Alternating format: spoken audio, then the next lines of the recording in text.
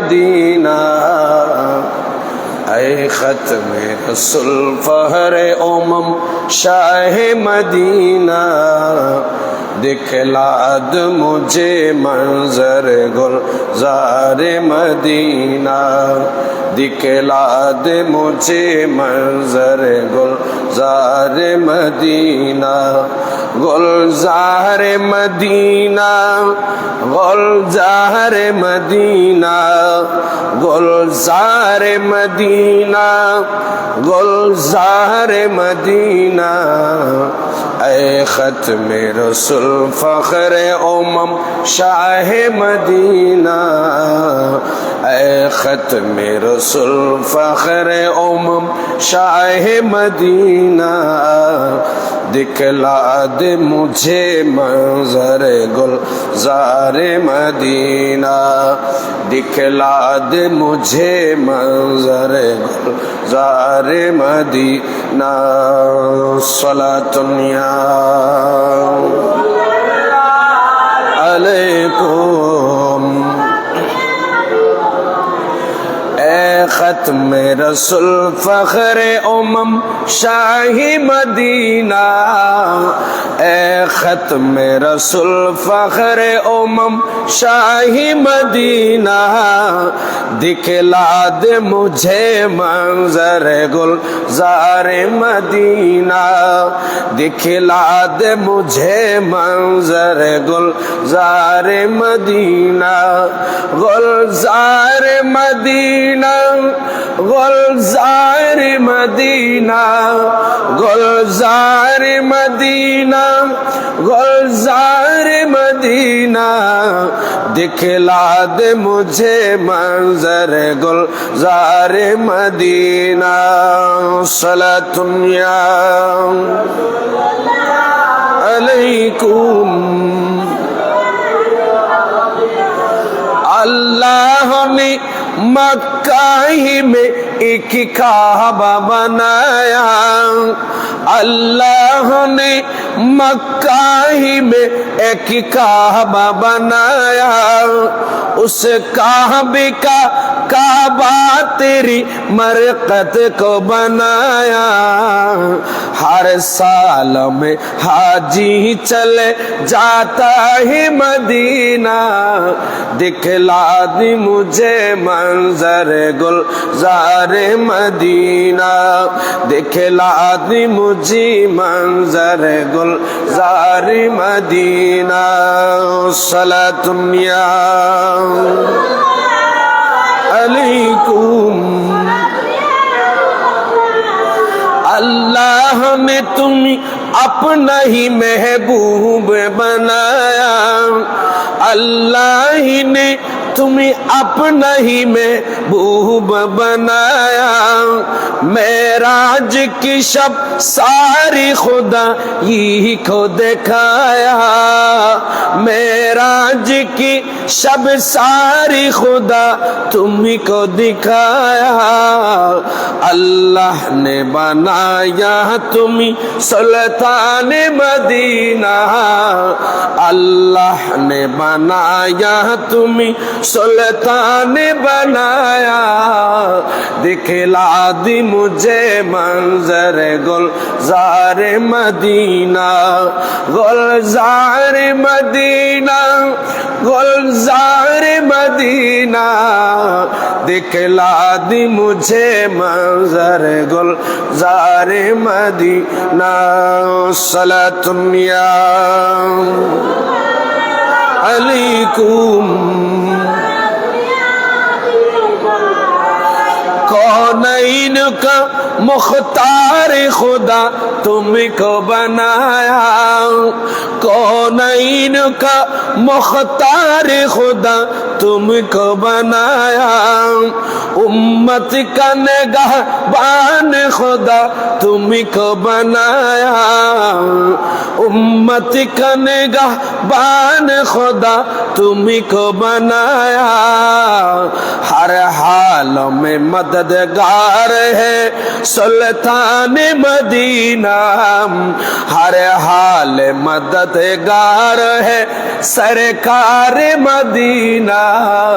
दिखला दी मुझे मंजर गुलजार मदीना, दिखला दी मुझे मंजर गुलजार मदीना।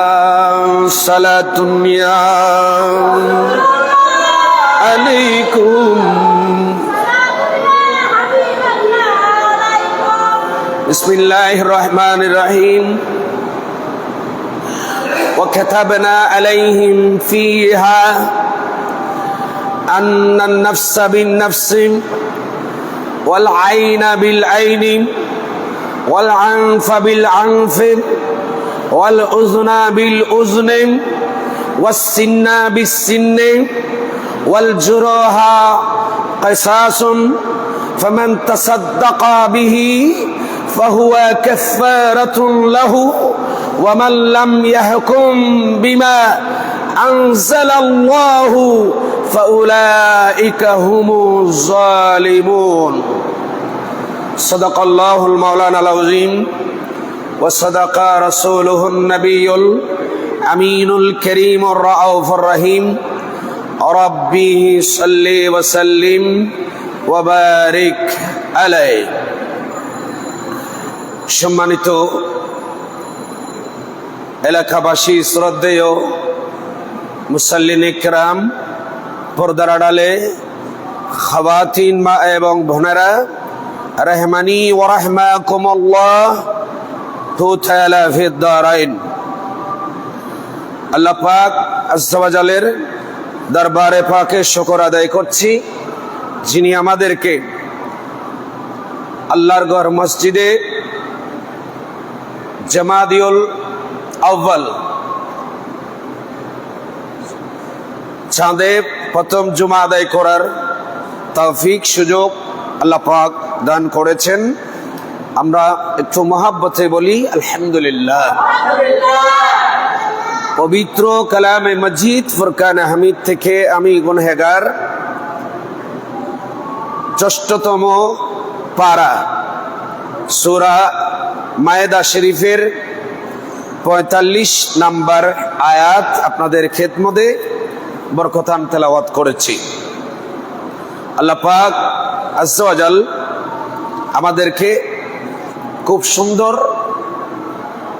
একটা সমাজ ব্যবস্থা দান করেছেন। জাহেলিয়াতি যুগের সমাজ ব্যবস্থা মানুষের ভেতর যে রক্তপাত, খুনাখুনি, একে অপরকে হত্যা করা, আল্লাহ পাক আযজা ওয়া জাল এখান থেকে পরিত্রাণ দেওয়ার জন্য, কারণ পৃথিবীতে সর্বপ্রথম হত্যাকাণ্ড ঘটেছে নারী সংক্রান্ত। নারী সংক্রান্ত হাবিল এবং কাবিলের মাঝে হত্যাকাণ্ড ঘটেছে। লবুদাকে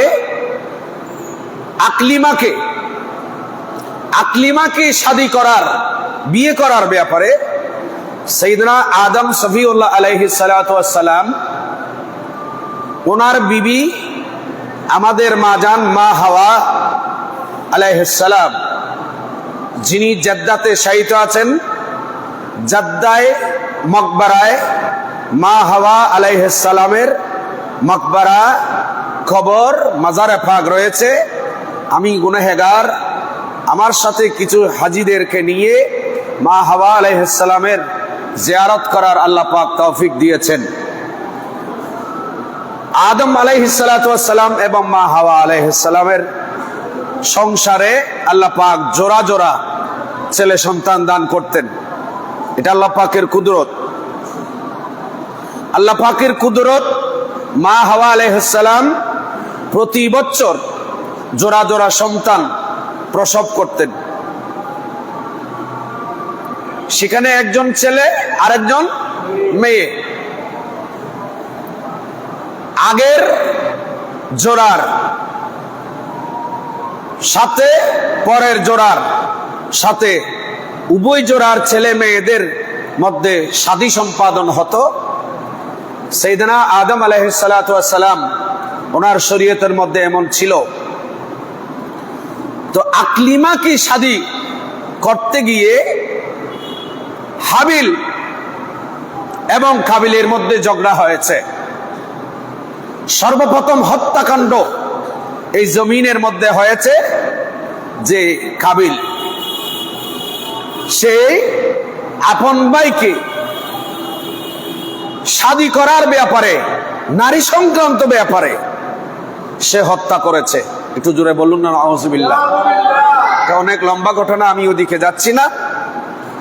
আল্লাহ পাক কোরআনে পাকের মধ্যে বলেছেন,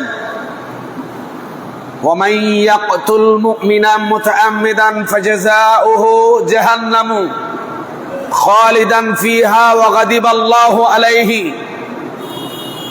إِلَى آخِرِ الآية। রব্বুল আলামিন তার কুদরতের এলান, কিয়ামত পর্যন্ত আল্লাহ পাক সংবিধান বেঁধে দিয়েছেন।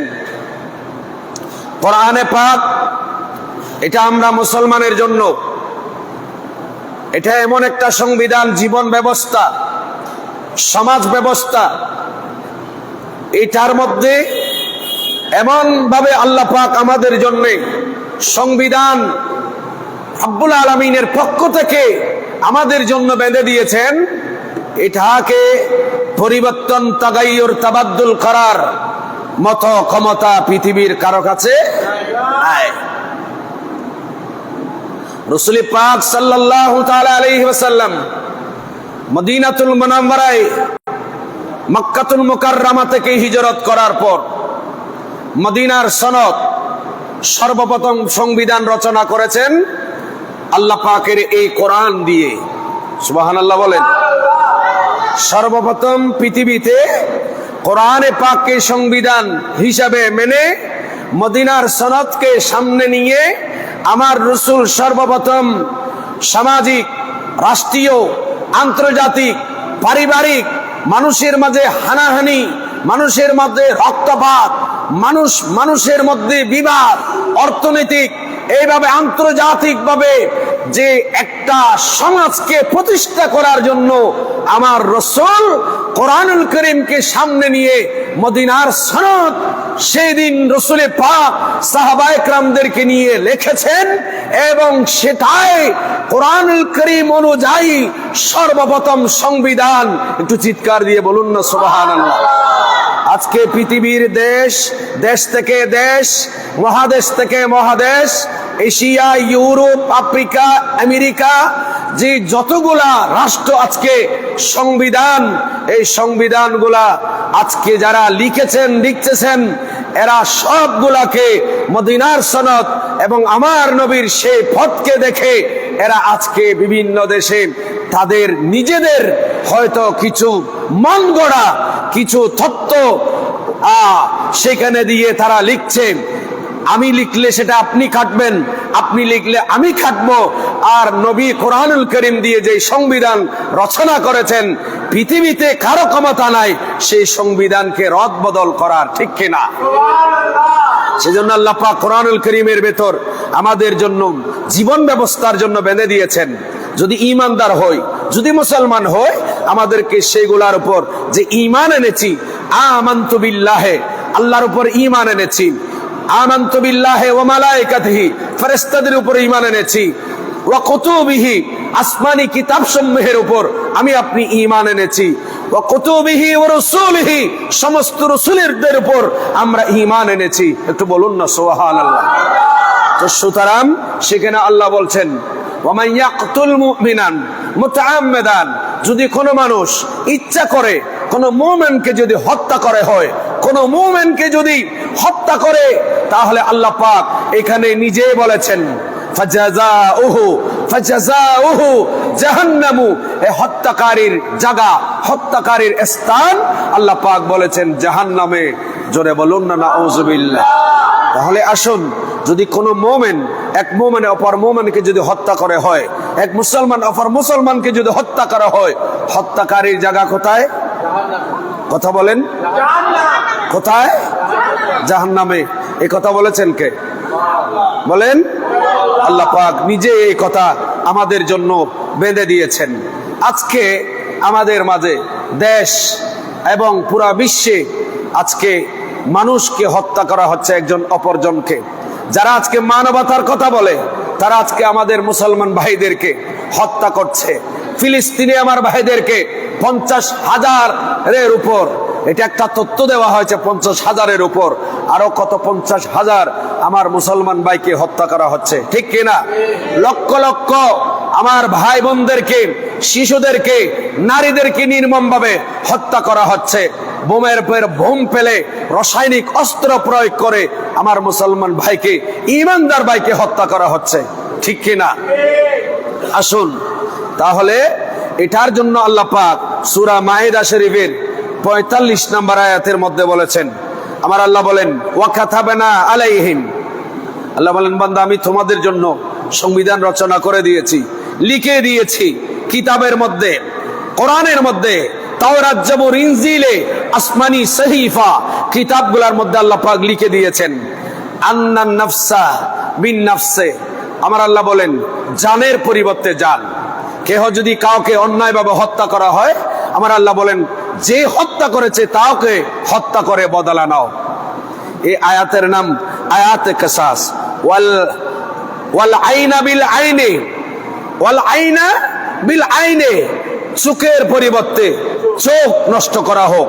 যদি আপনি কাউকে, কার চোখ যদি হামলা করে, অস্ত্রে গুলি মেরে, যদি কাউকে ছুরি মেরে অথবা অন্য কিছু দিয়ে যদি একজন ভাইয়ের চোখকে যদি আপনি নষ্ট করে দেন, তাহলে আমার আল্লাহ বলেন যে তাকে তার একটা চোখও নষ্ট করে দেওয়া হোক। যদি কারো দুইটা নষ্ট করে দেওয়া হয় তাহলে দুইটা নষ্ট করে দাও। আচ্ছা বলেন, আমরা কি কেহ চোখ সৃষ্টি করতে পারবো? বলেন না।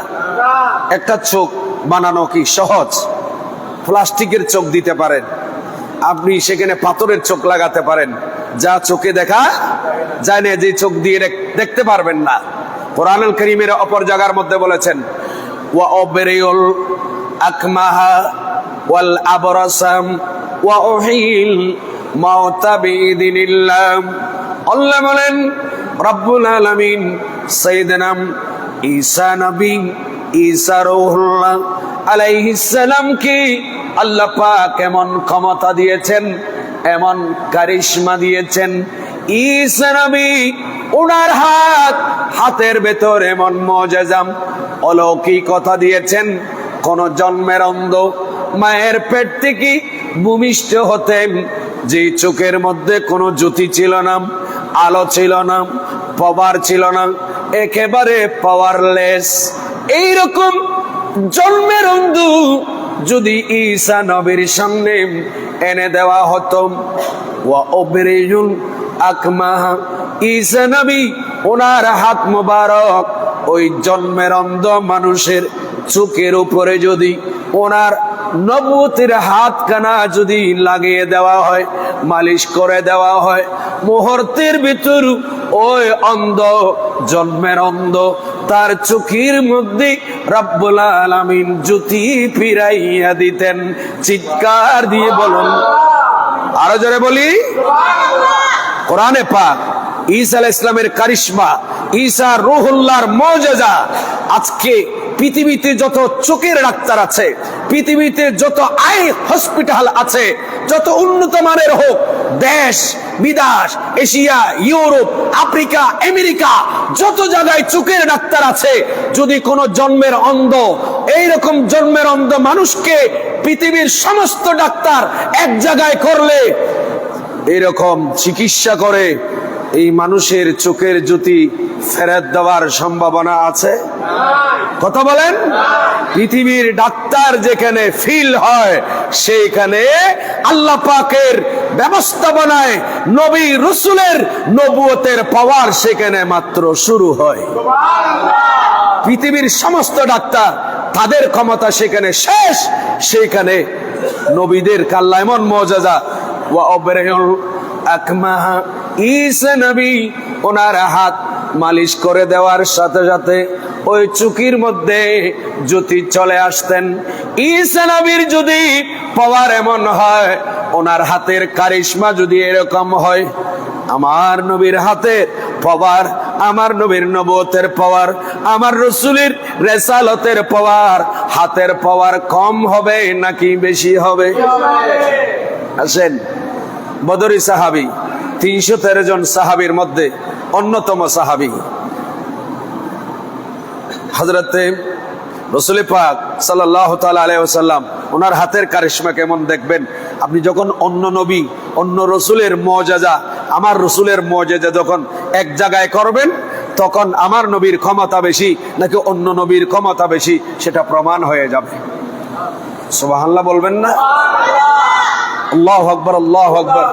আমার নবী, সাহাবায়ে কেরাম যুদ্ধ করছেন, কাফেরদের সাথে যুদ্ধ করছেন, ঝগড়া চলছেন, জিহাদ চলছে ময়দানে। হঠাৎ করে এক কাফের তীর মেরে দিল, বিষাক্ত তীর সাহাবীর চোখে পড়লো, চোখের একদিকে পড়ে অন্যদিকে বের হয়ে গেল, এবং কি চোখের পুতলি সহ বের হয়ে গেল। সুবহানাল্লাহ বলেন না? চোখের পুতলি সহ বের হয়ে গেল, চোখের পুতলি একেবারে বের হয়ে গেল। সাহাবী ওই চোখের পুতলিটা নিজের হাতে নিলেন। সুবহানাল্লাহ বলেন। হযরত সাইয়েদনা কাতাদা ইবনে নোমান, এই সাহাবীর নাম বদরি সাহাবী। সুবহানাল্লাহ কন্যা, আল্লাহু আকবার, আল্লাহু আকবার। বদরি সাহাবী, চোখের পুতলি হযরতে কাতাদা ইবনে নোমান রাদিয়াল্লাহু তাআলা নিজের চোখের পুতলি নিজে নিলেন, হাতে নিলেন। ইয়া রাসূলুল্লাহ, নবী গো, ওগো আল্লাহর নবী, আপনার ডাকে যুদ্ধের ময়দানে আসছি, জিহাদ করতে আসছি, যুদ্ধ করতে আসছি। নবী গো, আমার চোখের অবস্থা বড় কাহিল, একেবারে বের হয়ে গেছে। চোখ কোনো একেবারে চোখের পুতুলি আটকিয়ে আছে, এখানে একটু বেজে আছে সেটাও না, ডাইরেক্ট বের হয়ে গেছে। সাহাবী নিজের হাতে নিলেন, এরকম চোখের পুতুলি ডাইরেক্ট বের হয়ে গেছে। আমাদের দেশের ডাক্তার, পৃথিবীর ডাক্তাররা এই চিকিৎসা, চোখের চিকিৎসা করতে কমপক্ষে 1 মাস বা 15 দিন, ঠিক কিনা? রেস্টে থাকো, অনেক কিছু এখানে চোখের মধ্যে অনেক কিছু আছে, চোখের লেন্স, বিভিন্ন বিষয়গুলা। সাহাবী ওই যুগে কি আজকালের মতো অত চিকিৎসা বিজ্ঞান এত উন্নত ছিল? আমার নবী বলেন, চিকিৎসা বিজ্ঞান যতই উন্নত হোক, আমার নবীর হাত, হাতের ছোঁয়া, নবীর নূরানি হাত, এটা এমন এমন পৃথিবীর বিজ্ঞানী, পৃথিবীর ডাক্তার যেখানে ফিল, সেখানে নবীদের মুআজিজা, কারিশমা। আমার নবী বলেন, ও সাহাবী, চোখের জ্যোতি নাই, চোখের পুতলি বের হয়ে গেল, দাও আমাকে। আমার নবী নিজের হাতে ওই হযরতে কাতাদা ইবনে নোমানের চোখ কানা নিলেন, নবী সামনে বসালেন, বলে বসো। সুবহানাল্লাহ বলেন। আমার নবী এই চক্ষু কানা সাহাবীর চোখের পুতলি যেখান থেকে বের হয়ে গেল, ওই জায়গায় ঢুকিয়ে দিলেন। ইমাম বুখারী এই হাদিস বুখারী শরীফের মধ্যে নোট করেছেন, আমার নবী কোন সাহাবী যখন আহত হতো, হাত কেটে যেত, চোখের পুতলি বের হয়ে যেত, কোন অসুস্থ হতো, আল্লাহর নবী মদিনা শরীফের মাটি নিতেন, মদিনা শরীফের ধুলাবালি নিতেন, এবং নবী নিজের তত মোবারক নিতেন, এগুলাকে মালিশ করে মলম বানাতেন। নবী এইভাবে হযরতে কাতাদা ইবনে নুমানের চোখ নিজের আপন জায়গায় লাগিয়ে আল্লাহর নবী হাত দিয়ে, হাত মুবারক দিয়ে মালিশ করে দিলেন। হযরতে কাতাদা বলেন, ওয়াল্লাহি, আল্লাহর শপথ, আমার চোখে যা আঘাত হলো তার কোনো নিশানা নাই, চিহ্ন নাই, আলামত নাই। আমি কাতাদা আগে যা দেখতাম, আমি এখনো ঠিক একইভাবে আমার চোখে দেখতে পাই। আল্লাহুম্মা সাল্লি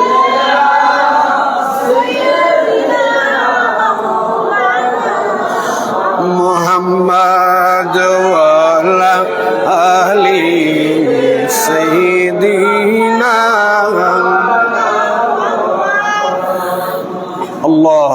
পাক আমাদেরকে বুঝার তৌফিক দান করুন। সময় তো সংক্ষেপ। আমার নবী এরকম চোখের উপর অন্ধ মানুষ সাহাবী, শুধু আমার রাসূল অন্ধদেরকে জন্মের অন্ধ ভালো করে চায় না, আমার রাসূলের সাহাবী, রাসূলের গোলাম, খলিফাতুর রাসূল। আগামী মাসে আসতেছে সিদ্দিক আকবরের ফাতিহা ওফাত দিবস। একজন অন্ধ মানুষ, জন্মের অন্ধ, আসলেন। তখন খলিফা সিদ্দিক আকবর আমার নবীর ওফাতের পর ওই অন্ধ মানুষ চোখে দেখে না, জন্মের অন্ধ, সিদ্দিক আকবরের সামনে পড়ল। হুজুর আপনি আবু বকর সিদ্দিক? বলে জি হ্যাঁ, আমি আপনার সাথে একটু দেখা করতে আসছি। বলেন আমি আবু বকর। জড়িয়ে ধরলেন, জড়িয়ে ধরে হুজুর আপনি অনুমতি দিলি আমি আপনার দাড়ি মুবারকে একটু হাত দেব। একটু মহব্বতে বলবো না সুবহানাল্লাহ? আমরা এত বখিল হয়ে গেছি। সুবহানাল্লাহ এটা আল্লাহর তারিফ, তারিফ কার? আমরা এটাও করতে পারি না। আল্লাহু আকবার, এটা আল্লাহর তারিফ।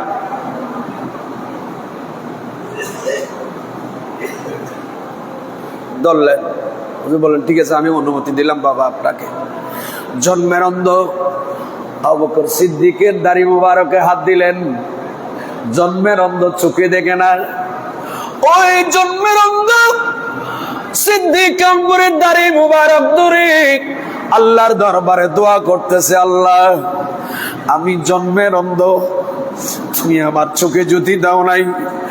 আমি আবু বকর সিদ্দিক নবীর সর্বপ্রথম খলিফা, খলিফাতুর রাসূল, যে সিদ্দিক আকবরের সাদাকতের ব্যাপারে আল্লাহ তুমি বলেছ, তুমি বলেছ ওয়াল্লাযী জাআ বিসসিদকি ওয়া সাদ্দাকা বিহি উলাইকা হুমুল মুত্তাকুন। আল্লাহ আমি মুত্তাকিদের সরদার সিদ্দিক আকবরের দাড়িতে হাত দিয়েছি। আল্লাহ নবী তো নাই, আমি তো রাসূলকে পেলাম না। আবু বকরের দাড়ি ধরলাম।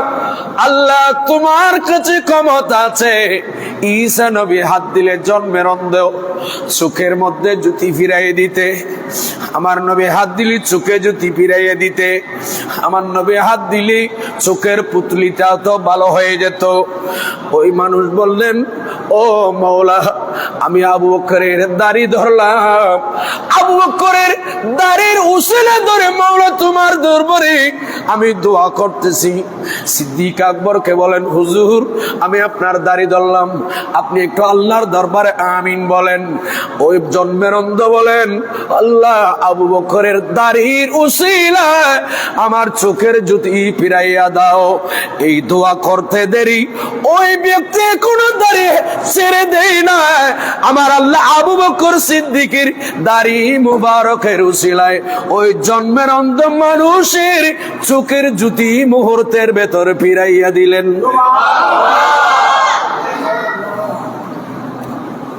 আল্লাহু আকবার, আল্লাহু আকবার।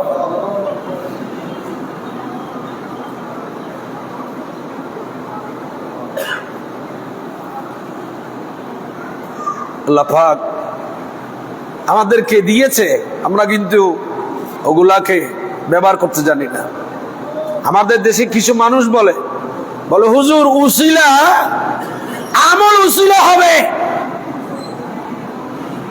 নামাজ উসিলা হবে, রোজা হজ যাকাত উসিলা হবে, অন্য বিষয়ে কেমনে উসিলা হয়? একটু জোরা বলবেন না নাউজুবিল্লাহ? আচ্ছা আপনারা আমাকে বলেন, আমরা দুনিয়াতে আসছি, আল্লাহ চাইলে ডাইরেক্ট উপর থেকে আমাদেরকে সৃষ্টি করতে পারতেন না? আল্লাহর কাছে কুদরত নাই? আমাদেরকে সৃষ্টি করার মাঝখানে আল্লাহ পাক উসিলা বানালেন মা বাবার নতফাকে। কথা বলেন, যারা উসিলাকে অস্বীকার করে তাদের জন্মটাই উসিলার উপর। কথা বলেন ঠিক না বেঠিক? বাবার নতফা, একজনের থেকে ডিম্বাণু। আপনারা যারা আমার চাইতে অনেক এখানে অভিজ্ঞ, বিভিন্ন স্কুল কলেজ ইউনিভার্সিটি অনেক অভিজ্ঞ আমার চাইতে বেশি। বিজ্ঞান নিয়ে লেখাপড়া করেন, আল্লাহর সৃষ্টিকে নিয়ে গবেষণা করেন। আমার আল্লাহ বলেন ইয়াখরুজু মিন বাইনিস সুলবি ওয়াত তারাইব, সূরা তারিক 30 নম্বর পারায় আল্লাহ পাক বলেন আমি মানুষকে সৃষ্টি করেছি বাবার পৃষ্ঠের নাপাক পানি, বাবার পৃষ্ঠের এবং মায়ের বুকের নাপাক পানি। একজনের থেকে ডিম্বাণু বের হয়, আরেকজনের থেকে শুক্রাণু বের হয়। শুক্রাণু এবং ডিম্বাণু যখন বাচ্চা দানিতে যায়, বাচ্চা জানিতে যদি যেটাই যায়, সব শুক্রাণু সব ডিম্বাণু থেকে বাচ্চা হয় না। যদি বাচ্চা দানিতে শুক্রাণু একটা প্রবেশ করুক, দুইটা তিনটা চারটা যা প্রবেশ করুক, এরপর দরওয়াজাটা বন্ধ হয়ে যায়। সুবহানাল্লাহ বলেন না, কি হয়ে যায়? বাচ্চা দানিতে রেহেমে মা বাবা, বাচ্চা একটা হোক, শুক্রাণু একটা হোক, দুইটা হোক, তিনটা হোক, চারটা হোক, ডিম্বাণু শুক্রাণু বাচ্চা দানিতের মাদের, আমাদের মাদের জরায়ুতে যখন আমাদের গুলা প্রবেশ করলো, আল্লাহর কুদরত, দরজা বন্ধ হয়ে যায়, দরজা বন্ধ হয়ে যায়। সুবহানাল্লাহ বলেন। তখন ওইটা দিনে দিনে 40 দিন পর্যন্ত নতফা থাকবে, মদগাতান 40 দিন পর্যন্ত এটা নতফা থাকবে। এরপর রক্তপিণ্ড হবে, আর 40 দিন পরে এটা কি হবে? গোশত হবে।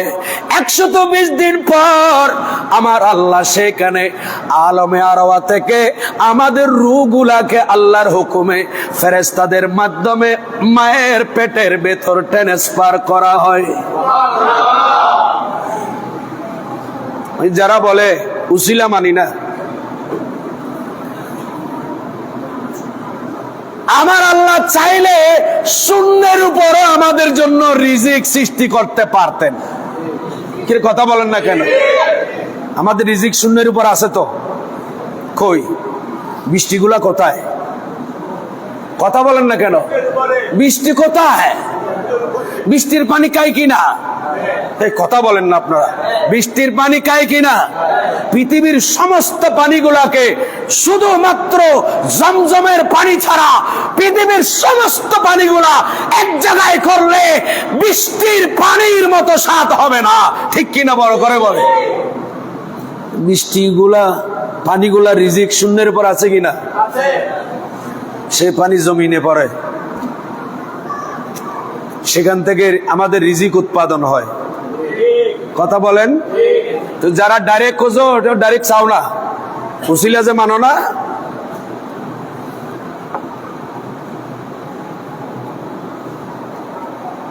পানিগুলো গ্লাসে নিয়ে খেয়ে না, বৃষ্টি বলে হা করে তাকিও।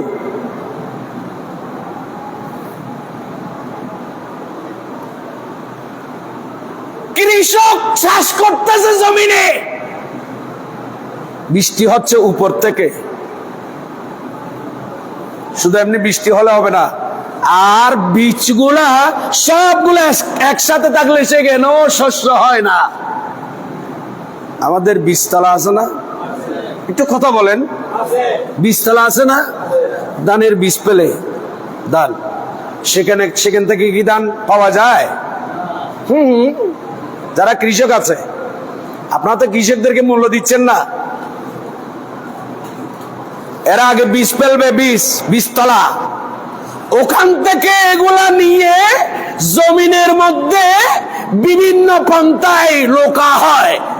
এক একটা বীজকে 1 বিঘত বা তার চাইতে কম বেশি করে লোকা হয়, শ্বাস দেওয়া হয়, পানি দেওয়া হয়, আগাছা উঠে পরিষ্কার করতে হয়। তারপর আপনাকে ওখান থেকে পাকা পরিপক্ত হলে খেতে আনতে হয়, তারপর মাড়াই করতে হয়, আগুন দিয়ে পানি দিয়ে জাল দিতে হয়, তারপর হাতে ধরে ঢুকিয়ে দিতে হয় গালে। কথা বলেন ঠিক কি না? তো উচিলে নমানি তো হাক্কু খাইতেও পারতি না। বিরক্ত লাগতেছে মনে হয়। অনেক পণ্ডিত বেড়েছে আমাদের দেশে, পণ্ডিতগিরি একটু করলে কোরআন হাদিস মোতাবেক করেন, বেশি বোঝার চেষ্টা করবেন না, বেশি বুঝলে কমিউনিস্ট হবেন। কথা বলেন, বেশি বুঝলে কি হয়? কমিউনিস্ট হয়। কমিউনিস্ট শুধু জেনারেল শিক্ষিত না, কোরআন হাদিস পড়েও কমিউনিস্ট হয়। যারা উসিলা মানে না এরা কোরআন হাদিস পড়ে কমিউনিস্ট, হুজুর কমিউনিস্ট। কি কমিউনিস্ট? হ্যাঁ,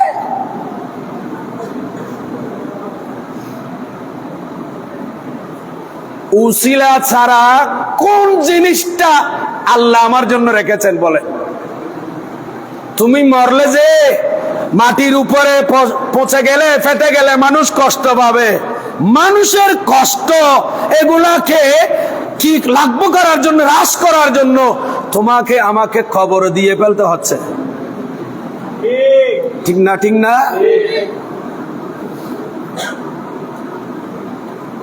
ইসলামী জীবন ব্যবস্থা কত সুন্দর, আমাদের একটু বুঝতে কষ্ট হয়, স্টাডি করতে হবে, এটার ব্যাপারে জানতে হবে। যদি আমরা না জানি, না বুঝি, তাহলে একটু সমস্যা। এই জন্য বাস্তবিক জ্ঞান যাদের আছে, ওয়াউলিল আমরি মিনকুম ফাসআলু আহলাল যিকরি ইন কুনতুম লা তা'লামুন। আল্লাহ বলেন, তুমি যা জানো না, যারা জানে তাদের থেকে গিয়ে জিজ্ঞেস করো, নিজে নিজে পণ্ডিতগিরি করিও না।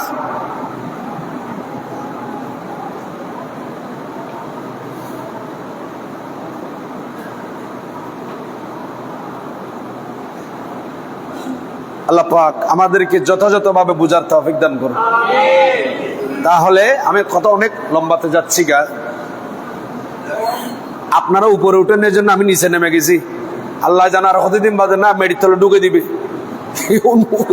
3 তলা থেকে 2 তলায় আসছি, 2 তলা থেকে হয়তো আবার নিচের তলায়।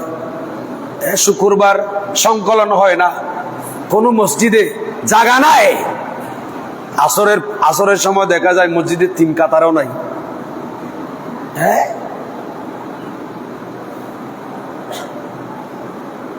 জবাব দিতে হবে। কেন আসছেন এখানে? এখানে আল্লাহ কেন পাঠাইছেন? আপনি আসেন নাই, আমার আল্লাহ আপনাকে পাঠাইছে।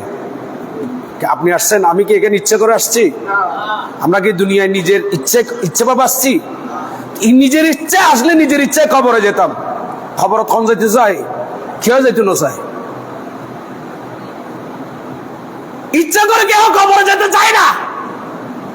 খবর যেতে চাইলে এখন টিকা খরচ করে মাদ্রাস কিলে জব দেয়, কারণ সেখানে হিসাব হবে, হায়াতের হিসাব হবে, নিঃশ্বাসের হিসাব হবে, রুজি রোজগারের হিসাব হবে, হালাল হারামের হিসাব হবে, জোর জুলুমের হিসাব হবে, মানুষ হত্যাকারীর হিসাব হবে। হবে না? হবে।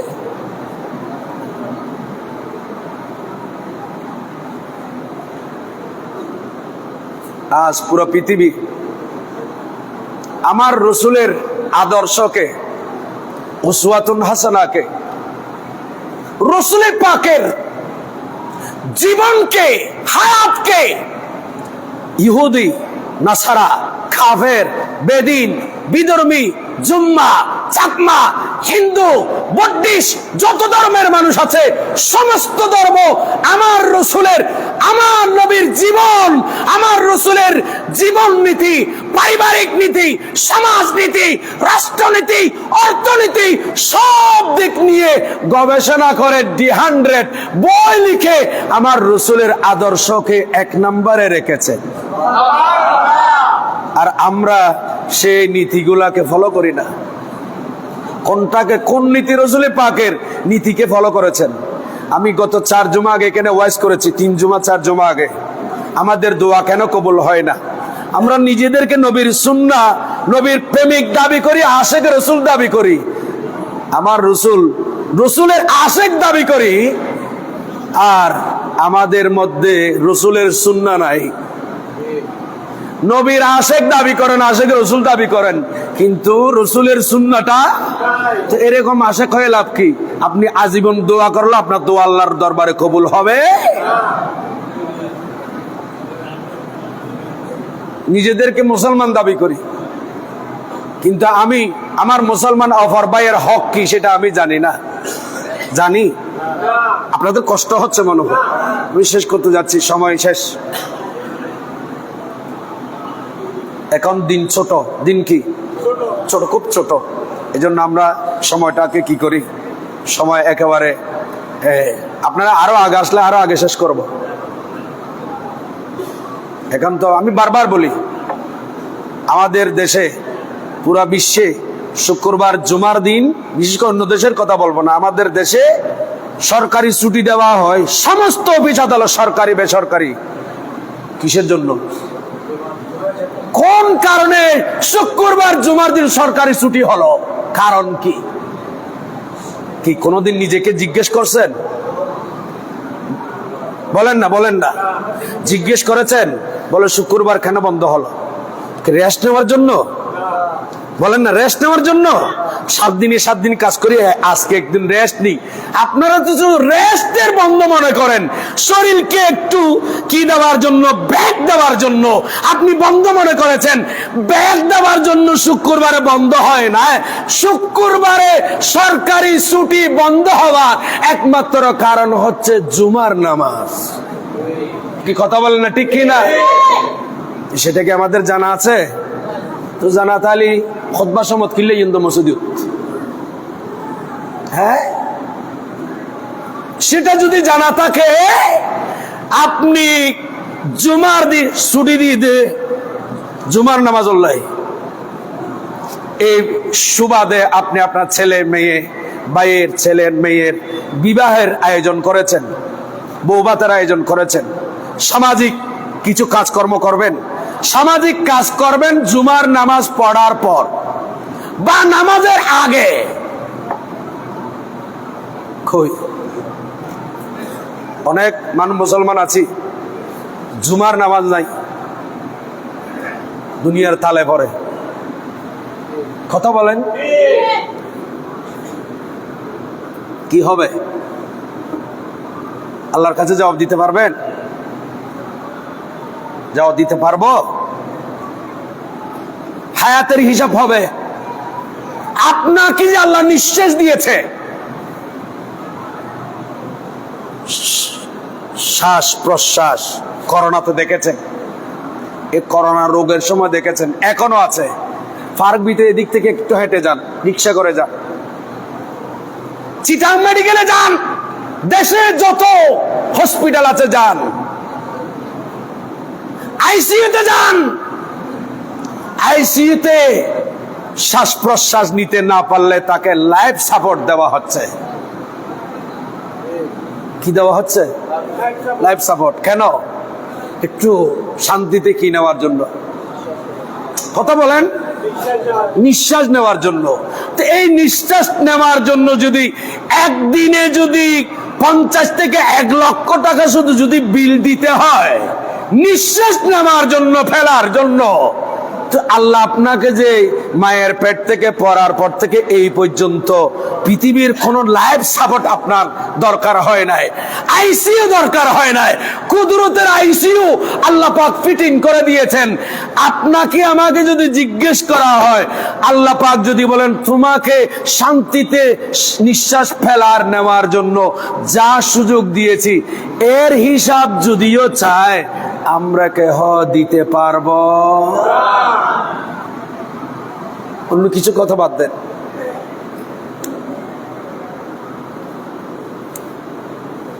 কেন মানুষ হত্যা করতেছে?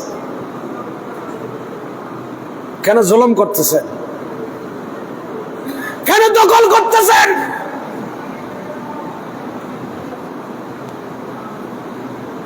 কেন আরেকজনের সম্পদ দখল করতেছেন?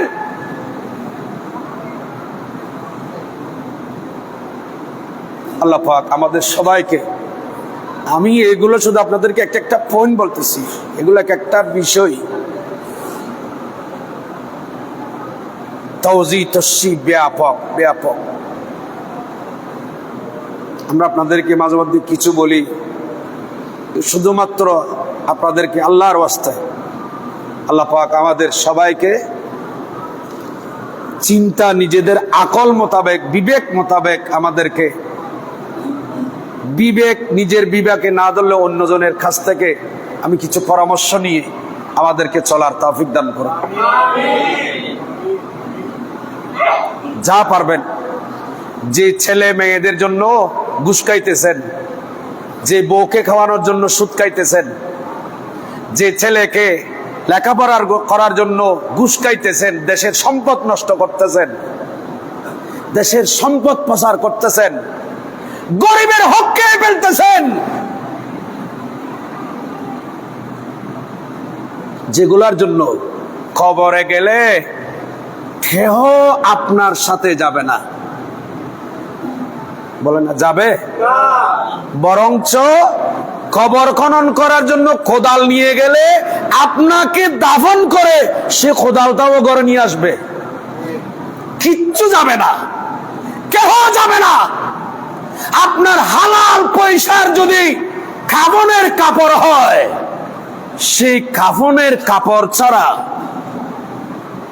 ভালো যা আমল করেছেন জীবনে, এগুলা ছাড়া নিজের মা, ভাই, বোন, স্ত্রী, বউ, পিঠি, ব্যাংক ব্যালেন্স, টাকা পয়সা, স্বর্ণ, আপনার পৃথিবীতে যা দাপট কিচ্ছু আপনার কাজে আসবে না।